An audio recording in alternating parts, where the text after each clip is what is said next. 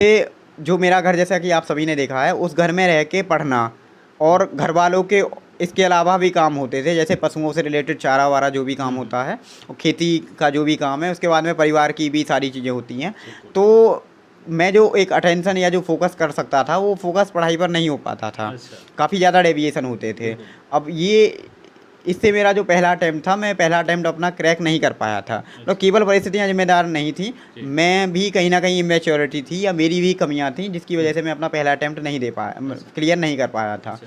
तो पहला अटेम्प्ट जब मैं क्लियर नहीं कर पाया और मैं एग्ज़ाम देने दिल्ली मेरा सेंटर था, दिल्ली आया था, तो मैंने यहाँ के एनवायरनमेंट को देखा। हुँ, यहाँ का एनवायरनमेंट जो मैं घर पे था, उस एनवायरनमेंट से एकदम अलग था।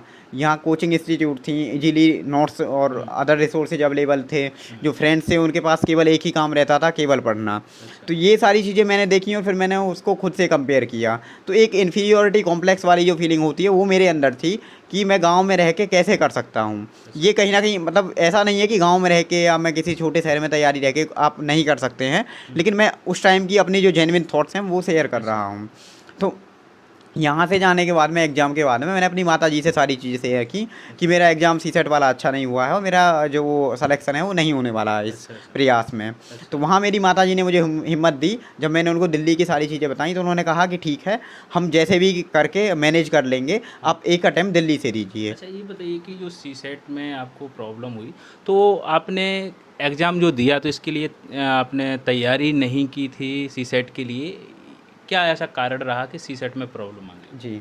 हाँ सर, एक इसके 1-2 रीज़न थे। जैसे हुँ, पहला रीज़न ये था हुँ, कि चूँकि मेरा 12th में पीसीएम थी और मेरे जी, मैथ्स में 95 मार्क्स थे। जी, तो मैं काफ़ी ज़्यादा ओवर कॉन्फिडेंट था जी, कि मैं अगर मैथ्स और रीज़निंग वाला ही अटेम्प्ट करूँगा, जी, तो मेरा सिलेक्शन हो जाएगा। जी, मैंने उससे जो मेरा फाइनल एग्ज़ाम था सीसेट वाला, जी, उससे पहले 4-5 मॉक्स लगाए थे, जिनमें मेरा स्कोर काफ़ी डिसेंट था। जी, कट ऑफ से काफ़ी ज़्यादा ऊपर था। हुँ, तो मुझे ये था कि मेरा हो जाएगा। लेकिन फाइनल एग्ज़ाम में जब मैंने केवल मैथ और रीज़निंग को अटेम्प्ट किया और कम्प्रिहेंशन को एकदम छोड़ दिया, तो हुँ, मेरा स्कोर जो था वो 65.87 समथिंग था।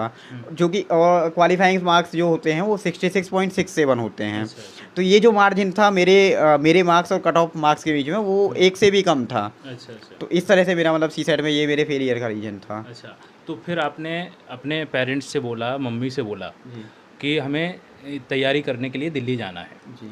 तो फिर क्या रिएक्शन रहा उनका? जी सर, मैंने जब उनको परिस्थितियाँ बताई थी कि दिल्ली हुँ, में कैसी कंडीशन है और घर पे कैसी कंडीशन है, वो जा जी, नहीं रही थी। जी, तो ये उन्हीं का सुझाव था कि आप 1 साल दिल्ली में रहकर तैयारी कीजिए अच्छा, और जो भी खर्चा आएगा, जैसे भी आएगा हम लोग मैनेज कर लेंगे। अच्छा, अच्छा, हमको जैसे भी मैनेज करना पड़ेगा, हम लोग मैनेज कर लेंगे। तो ये अच्छा। मेरी माताजी का सजेशन था।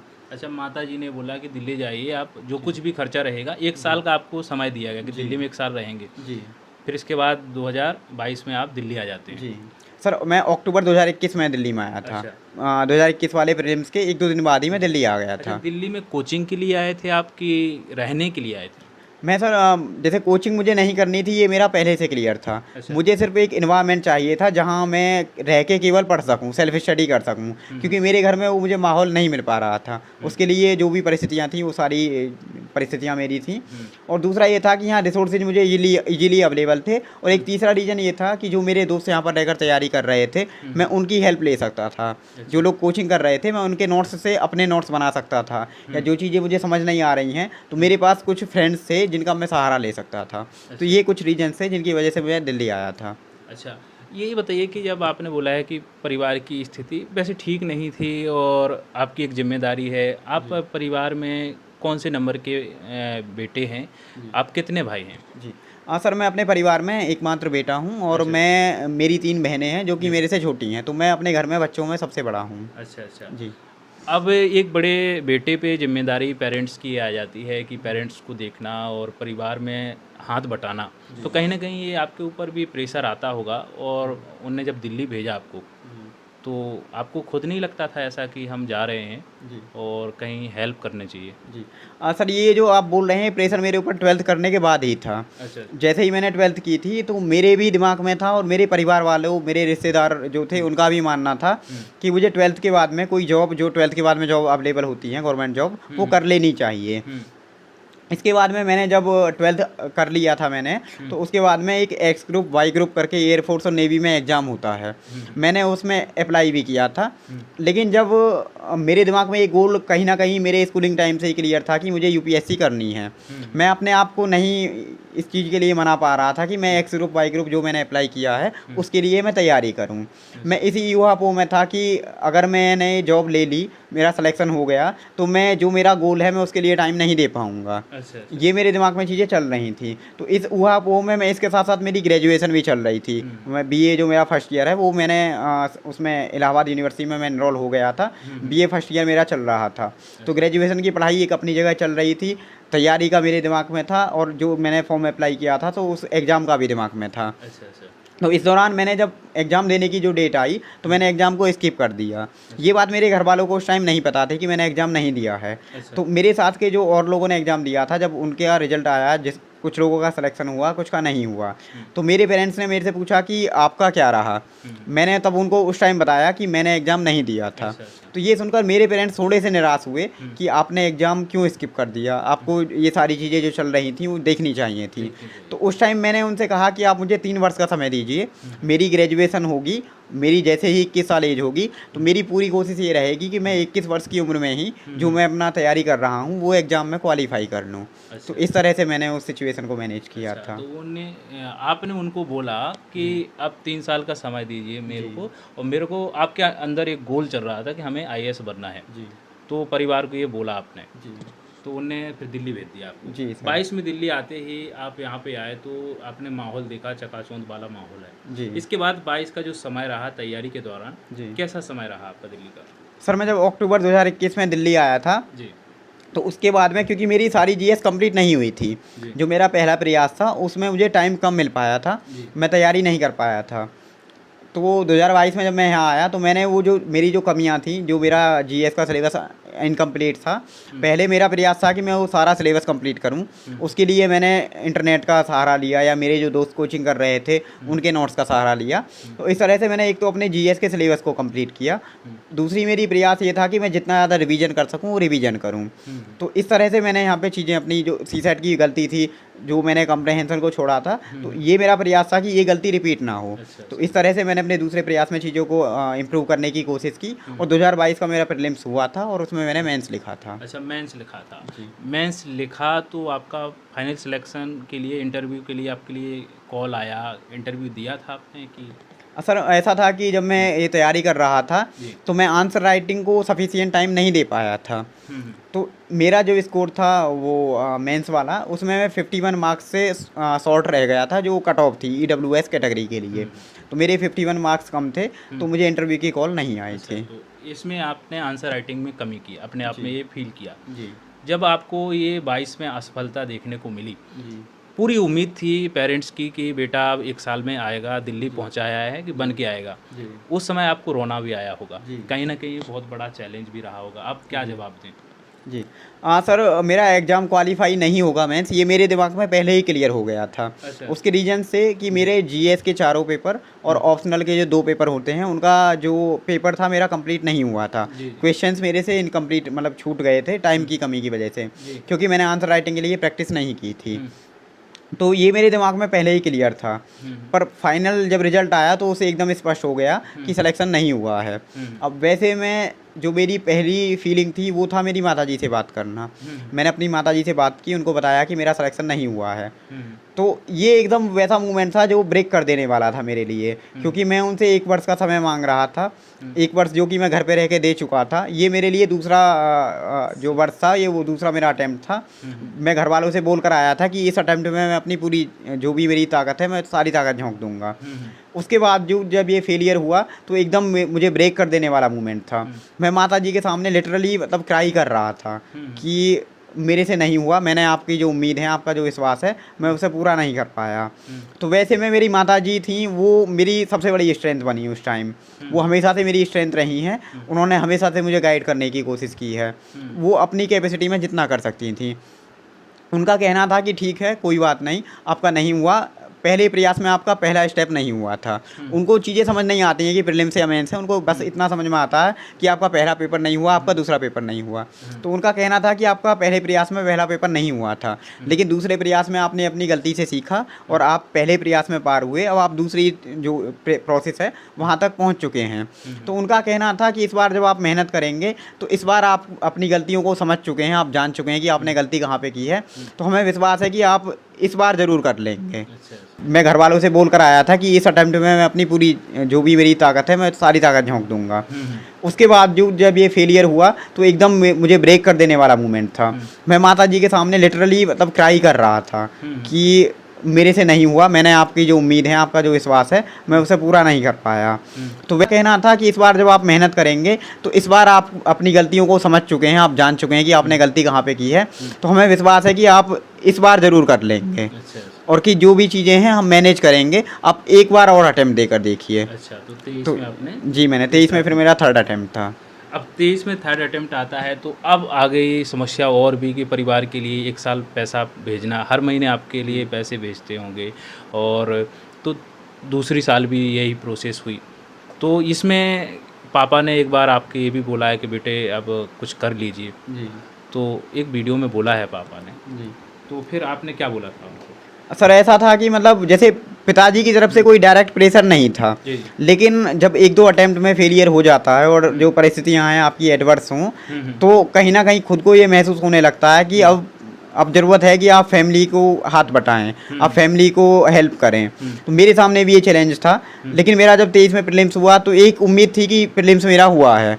तो उस टाइम मैंने ये मेंस और प्रीलिम्स के बीच में जो टाइम होता है उस टाइम इस फीलिंग को एकदम दरकिनार कर दिया। मैंने कहा कि ठीक है, जो भी हो जाए, जैसी भी परिस्थितियाँ होंगी, मैं एकदम इस बारे में नहीं सोचूंगा कि मुझे पार्ट टाइम जॉब करनी है या फाइनेंशियली हेल्प करना है। मेरा पूरा प्रयास इस चीज़ पर था कि मैं अपना मेंस 100% जो मैं लगा सकता हूँ अपना 100% एकदम मेंस में दूंगा। उसके बाद में देखते हैं क्या होता है। तो अपने इसी विचार को लेके मैंने अपना मेंस 2023 वाला दिया था। वो मेंस जो मेरी कमियां थी आंसर राइटिंग वाली, इस बार मैंने उसको एकदम ओवरकम करने की कोशिश की थी, उसको सही करने की कोशिश की थी। आंसर राइटिंग की मैंने रिग्रेस प्रैक्टिस की। इस बार मेरा सारा पेपर भी कंप्लीट हुआ था और मुझे उम्मीद थी कि पिछले बार से मेरा कंटेंट भी बेहतर हुआ है। 1 वर्ष के दौरान मैंने अपने कंटेंट को भी इम्प्रूव किया था। तो जब मेंस हो गया उसके बाद मैं रिजल्ट और मेंस के बीच में जो पीरियड होता है, इंटरव्यू का जो रिजल्ट आता है, उसके बीच की जो अवधि होती है, उस अवधि में मैं घर गया था। घर जाने के बाद में जब मैंने चीज़ों को देखा तो क्योंकि मैं दिल्ली रह रहा था, तो वो जो छोटे छोटे कंप्रोमाइज़ थे, जो छोटे छोटे सेक्रीफाइस थे परिवार वाले, वो मुझे नहीं दिखते थे। परिवार वाले उन चीज़ों को शेयर नहीं करते थे कि इनको पढ़ने के लिए भेजा है तो केवल पढ़ाई के लिए ही छोड़ा जाएगा, जो भी घर के इशूज है या घर की प्रॉब्लम्स हैं उनको शेयर नहीं किया जाएगा। लेकिन जब आप घर पे रह रहे होते हैं और चीज़ों को आप अपनी आंखों के सामने होता हुआ देखते हैं, तो वो मेरे लिए एक ऐसा मोमेंट था, मुझे लगा कि अब नहीं होगा, अब हो गया, इसके आगे फिर अब मुझे कुछ करना चाहिए। तो वो उस विचार को लेके मैंने फिर घर से जब मेरा यहाँ दिल्ली में आया था, तो वो पहला ऐसा मूवमेंट था जहाँ मैंने सोचा कि मुझे कुछ पार्ट टाइम जॉब कर लेनी चाहिए। अच्छा, घर पे आप मेंस होने के बाद गए तो वहाँ पे आपने ऐसा कुछ देखा, उस देखने के बाद आपको लगा कि अब मेरे को घर दिल्ली जाकर के कुछ ना कुछ करना चाहिए जी। अच्छा, ऐसा क्या आपने देख लिया? और पर्सनली तो नहीं पूछना चाहिए ऐसा। सर ऐसी कई सारी चीज़ें होती हैं, जैसे छोटी छोटी चीज़ों के लिए सेक्रीफाइस करते हुए देखा। हाँ। कई ऐसी नीड्स होती हैं जो मतलब एक किसी भी ह्यूमन के लिए बहुत बेसिक चीज़ें होती हैं, पर वो सारी ज़रूरतों को जब आदमी कंप्रोमाइज़ होते हुए देखता है तो फिर एकदम ब्रेक डाउन हो जाता है। तो वो इमोशनल ब्रेक डाउन वाली फीलिंग होती है कि ये छोटी छोटी चीज़ें हैं, उनके लिए कंप्रोमाइज़ करना पड़ रहा है। चीज़ों को एडजस्ट, जैसे हम बोलते हैं कि एडजस्ट करना वाकई में मतलब असल में ऐसे होता है कि आप हमेशा दोनों चीज़ें आपके लिए एसेंशियल होंगी, आपको दोनों ही चीज़ें चाहिए होती हैं, लेकिन आप प्रायोरिटी सेट करते हैं, तो वो कहीं ना कहीं अभाव में ये सारी चीज़ें आती हैं। अभाव आपको जो नेसेसिटी है उसमें भी कंप्रोमाइज़ करना सिखाता है। ये सारी चीज़ें देखने के बाद में फिर एकदम से मेरा ये हो गया था कि अब हो गया, अब इसके आगे मैं नहीं करूँगा। अब जो भी रिजल्ट आएगा, रिजल्ट पॉजिटिव आता है तो मैं इंटरव्यू के लिए तैयारी करूँगा, और अगर रिजल्ट नेगेटिव आता है, ये तो था कि रिजल्ट जब आएगा वो तो बात की बात है, मैंने तुरंत आने के बाद मैं सोचा कि मैं अभी तुरंत कुछ करता हूँ, कुछ फैमिली को मैं फाइनेंशियली हेल्प करने की कोशिश करूँगा, और अपना जो मैं दिल्ली में रह रहा हूँ, अब इसके बाद में मेरा एकदम माइंड सेट हो गया था कि इसके आगे जो भी अटैम्प्ट होगा वो मैं खुद से अपनी सिचुएशंस को मैनेज करूँगा, घर वालों से मैं फाइनेंशियली हेल्प नहीं लूँगा। ये मेरे दिमाग में थॉट्स चल रही थी। इन थॉट्स को लेकर मैंने यहाँ दिल्ली में मैं आया। यहाँ आने के बाद में मैंने एक कोचिंग संस्थान था, मैं नाम नहीं लूँगा, एक कोचिंग संस्थान में मैंने एक एज ए कंटेंट राइटर मैंने अपना जो भी मेरा वो था CV था, मैंने अपना CV बनाया कि मेरी 12th में इतने मार्क्स थे और 2022 का मेंस मैंने लिखा है। ये सारा CV अपना बायोडेटा मैंने प्रिपेयर करके एक प्राइवेट कोचिंग में अप्लाई किया कि मुझे as a content writer job चाहिए। तो उस जो कोचिंग वाले लोग थे उन्होंने मुझे एज ए डेमो, मतलब डेमो देने के लिए 2-3 दिन के उनका डेमो की प्रोसेस थी। 2-3 दिन उनका कहना था कि आप यहाँ पे काम कीजिए, हम आपके काम को देखेंगे और फिर जैसा होगा उस हिसाब से फिर आपको आगे की प्रोसेस बताई जाएगी। तो जब मैं पहले दिन उस कोचिंग संस्थान में गया, वहाँ मेरा काम था कि मुझे रिसोर्सेज जो थे, बुक्स वगैरह जो थी वो प्रोवाइड कर दी गई थी, और मेरा काम था कि वहाँ से प्रीलिम्स के क्वेश्चन डिज़ाइन करना। अब ये जो मेरी जॉब की स्पेसिफिकेशंस थी वो मुझे बता दी गई थी कि आपको इतने से इतने के बीच में काम करना होगा, जो कि उस टाइम 8 घंटे उन्होंने कहा था कि 8 घंटे आपको जॉब करने का। तो पहला तो मेरा यही था कि मुझे पार्ट टाइम जॉब करनी थी, मुझे फुल टाइम जॉब नहीं करनी थी, क्योंकि मेरा मकसद ये था कि फैमिली को हेल्प करना, अपने आप को सस्टेन करना। पर मैं पढ़ाई को हमेशा अपने दिमाग में लेकर चल रहा था। ये उस टाइम भी दिमाग में था कि मुझे सिविल सेवा में ही जाना है, क्योंकि मेरे 3 अटेम्प्ट अभी भी बचे हुए थे, तीसरे का रिजल्ट अभी तक नहीं आया था। तो ये सारी चीज़ों के बावजूद मेरा था कि बस अब परिवार के ऊपर बर्डन नहीं बनना है। तो आपने ट्राई किया जॉब के लिए, वो वो सब देखने के बाद आपको लगा कि अब बाकी में ज़रूरत है परिवार को हमारी, और हमें कुछ ना कुछ करना चाहिए। तो फिर रिजल्ट आता है आपका, इसके बाद तो उस दौरान मैं सर वो थोड़ी सी कहानी कंप्लीट करना चाहूँगा कि जब मैं वहाँ कंटेंट राइटर के लिए गया था, तो वहाँ मेरा काम था कि 7 से 8 घंटे आपको जॉब करनी रहेगी और आपको 500 पर डे के हिसाब से पे किया जाएगा। मैं वहाँ 2-3 घंटे, पहले दिन जब मैं गया था तो 2-3 घंटे मैं वहाँ पे बैठा हुआ था, मैं वो बुक्स पलट रहा था, सिर्फ उसके पेजेज पलट रहा था। मेरे उस दौरान पूरी तरह से मेरा जो फोकस होता वो बुक पर एकदम नहीं था। मेरे दिमाग में अलग अलग थॉट्स चल रही थी, जैसे इनर कंट्राडिक्शन टाइप था। एक मेरे दिमाग में चलता था कि फैमिली की हेल्प करनी चाहिए, अपने आप को सस्टेन करना है, 6 साल हो चुके हैं 12th किए हुए, अब कुछ करना चाहिए, अगर ये नहीं होगा तो क्या होगा। मेरे पास कोई प्लान बी भी क्लियर नहीं था, मैं अपनी मास्टर्स छोड़ चुका था। एक तरफ तो ये थॉट्स चल रही थी, दूसरी तरफ मेरे दिमाग में ये चल रहा था कि मैं थोड़ा सा जो मैंने अभी तक जो भी हार्डशिप्स किए हैं या हार्ड वर्क झेले हैं या जो भी सेक्रीफाइसेज मेरी फैमिली ने किए हैं, मैं 1-2 महीने अगर उनको और थोड़ा सा प्रोलॉन्ग करूं और अपनी पढ़ाई पर फोकस करूं, जो 8 घंटे मैं यहाँ दे रहा हूं वो 8-10 घंटे अगर मैं अपनी पढ़ाई पर दूंगा और अपने आप को इवेलुएट करूँगा, इम्प्रूव करूँगा, तो मैं इसमें अच्छा कर ले जाऊंगा। ये सारी चीज़ें मेरे दिमाग में एक दूसरे को कंट्राडिक्ट कर रही थी। वो 2-3 घंटे में मैं एकदम, जैसे मेरा सिर एकदम हेडेक मुझे हो रहा था, तो मैंने वहाँ कोचिंग में जैसे लंच टाइम हुआ तो मैं उनको बिना बताए कोचिंग छोड़कर आ गया। मैंने सोच लिया था कि अब मुझे जॉब नहीं करनी है, मैं ये कर नहीं पाऊँगा। एक्चुअली मेरा उसमें जो फोकस था, जो मेरा मन था वो नहीं लग रहा था, क्योंकि जो कंट्राडिक्शन था वो क्लैरिटी नहीं थी। तो इस तरह से मैंने अपनी जॉब एक दिन जो की थी 2-3 घंटे, वो मेरी एकमात्र जॉब थी। कहीं ना कहीं आपके सपने सामने आ रहे थे कि यदि मैं थोड़ी और मेहनत कर लूँगा तो यहाँ से पूरा परिवर्तन हो जाएगा जी। तो आपने फिर उसको छोड़ने के बाद फोकस किया, फिर रिजल्ट आता है आपका जी, रिजल्ट आता है जी, अच्छे नंबर भी आए उसमें जी सर। फिर इसके बाद आपका इंटरव्यू के लिए लगा कि इस बार बुलाया जाएगा। जी सर। ठीक है, अब बात आती है इंटरव्यू की। तो इंटरव्यू में ऐसा क्या पूछा गया? और आमतौर पर जो भ्रामक चीज़ें होती हैं, लोग जैसे यूट्यूब पर भी देखते हैं कि इंटरव्यू में ऐसे सवाल ऐसे सवाल, आपके अनुभव क्या रहे और किस प्रकार से सवाल पूछे जाते हैं, आपके साथ क्या रहा? सर, जब मेरा मेंस का रिजल्ट आया था तो मेरे सामने 2-3 चीज़ें थी। एक तो खुशी इस बात की थी कि इस बार मेरा मेंस हुआ है, लेकिन चैलेंज मेरे सामने ये था कि ये मेरा पहला इंटरव्यू होगा। मैं इससे पहले कहीं भी मैंने कोई भी इंटरव्यू नहीं दिया था। मेरा कभी भी कोई भी पब्लिक स्पीकिंग का एक्सपीरियंस नहीं था। ऊपर से मेरे साथ एक चीज़ ये थी कि मैंने अपना जो माध्यम था इंटरव्यू का उसको इंग्लिश ऑप्ट किया था। इंग्लिश में अभी तक लिख रहा था ग्रेजुएशन के टाइम से ही। समझता भी मैं अच्छे से था, ऐसा भी नहीं था कि समझने में दिक्कत होती है, लेकिन कभी कहीं कन्वर्सेशन नहीं किया था इंग्लिश में, तो एक लेक ऑफ कॉन्फिडेंस मेरे अंदर था। मुझे ये था कि मैं इंग्लिश बोल पाऊँगा या नहीं बोल पाऊँगा। लेकिन जब डेफ भरना होता है तो डेफ के दौरान मुझे ये था कि ठीक है, जब मेंस का इतना सारा सिलेबस पढ़ लिया है, हिस्ट्री ज्योग्राफी पढ़ ली है, तो इंग्लिश भी कम्युनिकेशन भी सीख ही जाऊँगा, वो इम्प्रूव हो ही जाएगा। वो ऐसा नहीं था कि इंग्लिश आती नहीं थी, बस एक जो स्पीकिंग का एक्सपीरियंस था वो पब्लिक एक्सपोजर नहीं था और लेक ऑफ कॉन्फिडेंस था। तो जब मेरा इंटरव्यू के लिए हुआ कि अब इंटरव्यू आ गया है, मेरे सामने दो चैलेंजेस थे। पहला था कि इंग्लिश एज ए मीडियम को मैं कैसे सस्टेन करूंगा। अब ऑप्ट कर चुका हूं, अब मैं यहाँ से जो बैकअप है वो नहीं ले सकता हूं। अब इंग्लिश के साथ ही मुझे आगे जाना होगा। दूसरा चैलेंज मेरे सामने ये था कि जैसे मेंस और प्री का जो सिलेबस होता है वो प्री डिफाइंड होता है, उसमें आप कहीं ना कहीं ये अनुमान लगा सकते हैं कि क्या पूछा जाएगा। एटलीस्ट आपको ये अनुमान रहेगा कि कहाँ से पूछा जाएगा। लेकिन इंटरव्यू एक ऐसी प्रोसेस है जहाँ क्या पूछा जाएगा, किस तरह पूछा जाएगा, आप एक्सपेक्ट नहीं कर सकते हैं। तो ये अपने आप में एक बड़ा चैलेंज था। अब पहले जो मेरा जो पहला चैलेंज था इंग्लिश एज ए मीडियम, उसके लिए मेरा था कि मैंने एक छोटा सा ग्रुप बनाया जो स्टूडेंट्स थे, जिसमें मोस्टली मैंने कोशिश की कि साउथ इंडिया से एक दो लोग थे, तो उनकी क्योंकि साउथ इंडिया से थे तो वहाँ पे हिंदी में कन्वर्सेशन नहीं कर सकते थे। तो एक तो ये था कि इनसे इंग्लिश में ही कन्वर्सेशन करना होगा तो इंग्लिश इंप्रूव होगी। दूसरा मैंने अपनी तरफ से प्रयास किया कि ज़्यादा से ज़्यादा मैं मॉक्स जो है वो मैं मॉक्स दूंगा।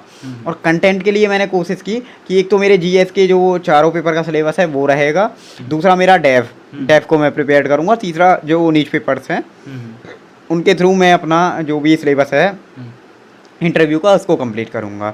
ये सारी प्रोसेस के दौरान मैंने कम से कम 10 से 12 मॉक दिए थे। उन सारे 12 मॉक्स में जो 10 या 12 मॉक्स मैंने दिए थे, तो मेरे अंदर की जो हेजिटेशन थी इंग्लिश को लेकर वो निकल चुकी थी।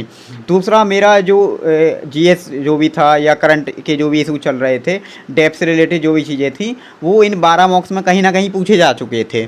तो अंदर से एक कॉन्फिडेंस आ रहा था कि अब जो सारी चीज़ें हैं वो तैयार हैं। जिस दिन मेरा फाइनल इंटरव्यू था तो एक जो चीज़ें थी दिमाग में कि रैंडम क्वेश्चन पूछ सकते हैं, एब्सर्ड क्वेश्चन पूछ सकते हैं, तो उस तरह के क्वेश्चंस कहीं ना कहीं दिमाग में फियर था कि ऐसे क्वेश्चन पूछे जा सकते हैं। लेकिन मेरा जो एक्सपीरियंस था वो बहुत अच्छा था। एकदम कॉर्डियल और फ्रेंडली इन्वायरमेंट था। मेरे से कोई भी क्वेश्चन ऐसा रैंडम क्वेश्चन नहीं पूछा गया जहाँ क्वेश्चन पूछने का मकसद ही मुझे परेशान करना हो। तो ऐसा जो भी मेरे बोर्ड के मेंबर्स थे उनका मकसद एकदम ऐसा नहीं था। और जहाँ तक मुझे लगता है ये दिमाग में मेरे भी था कि वो इंटरव्यू जो लेने के लिए बैठे हैं उनका मकसद कैंडिडेट को सेलेक्ट करना है, ना कि कैंडिडेट को छांटना या कैंडिडेट को बाहर करना। उनका जो वहाँ पे जो भी रोल है वो कैंडिडेट को असेस करना है। जो अच्छा कैंडिडेट है उसको अच्छे मार्क्स देकर उसको पास कराना है। बाकी जो अच्छा परफॉर्म नहीं कर रहे हैं वो खुद ही अपने आप बाहर हो जाएंगे। तो उनका रोल ये नहीं है कि वो वहाँ बाहर करने के लिए हैं। तो ये मैं अपने दिमाग में सोच के चल रहा था। ये एक मेरी जो फीलिंग थी, ये मैं अपने आप को मोटिवेटेड करने के लिए मैं ऐसा सोच रहा था। तो मेरा जो भी ओवरऑल एक्सपीरियंस था, मेरा इंटरव्यू मोर और लेस मेरे ऑप्शनल पॉलिटिकल साइंस जो कि मेरा ग्रेजुएशन का सब्जेक्ट था, IR की जो भी घटनाएं थी जो करंट में चल रही थी, और डेफ के 1-2 क्वेश्चन, मेरा सारा इंटरव्यू इन चीज़ों पर चला था। और जो कि मैंने ऑलमोस्ट सारे क्वेश्चन आंसर किए थे। और ऐसा कोई मूवमेंट नहीं आया जहां मुझे मतलब प्रेशराइज या एकदम परेशान करने वाला कोई मूवमेंट हो। तो मेरा एक्सपीरियंस बहुत अच्छा था। अच्छा, ऑप्शनल की बात करें, आपका ऑप्शनल क्या था? मेरा ऑप्शनल ज्योग्राफी था। ज्योग्राफी था जी।